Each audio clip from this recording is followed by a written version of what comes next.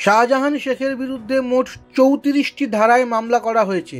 ন্যাজাট থানার ওই মামলাগুলিতে ডাকাতি থেকে শুরু করে খুনের চেষ্টা, বিবিধ অপরাধের অভিযোগ রয়েছে। সন্দেশখালীর নেতা শাহজাহানকে 10 দিনের পুলিশি হেফাজতে থাকার নির্দেশ দিয়েছে আদালত। আগামী 10 দিন তার ঠিকানা হতে চলেছে ভবানী ভবন। তার বিরুদ্ধে যাবতীয় অভিযোগের তদন্ত করবে সিআইডি। গত 5ই জানুয়ারি রেশন দুর্নীতি মামলায় শাহজাহানের বাড়িতে তল্লাশি চালাতে গিয়েছিল ইডি। সেদিন শাহজাহানের সঙ্গে তাদের দেখা হয়নি, উল্টে ইডি আধিকারিকদের মার খেয়ে ফিরতে হয়েছিল সন্দেশখালী থেকে।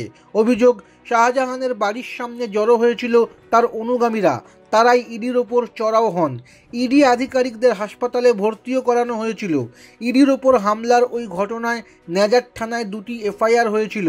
একটি এফআইআর হয় ইডির অভিযোগের ভিত্তিতে, অন্য এফআইআরটি স্বতঃপ্রণোদিতভাবে রুজু করেছিল পুলিশ। জানা গিয়েছে ওই 2টি মামলাতেই মোট 34টি ধারা যুক্ত করা হয়েছে শাহজাহানের বিরুদ্ধে।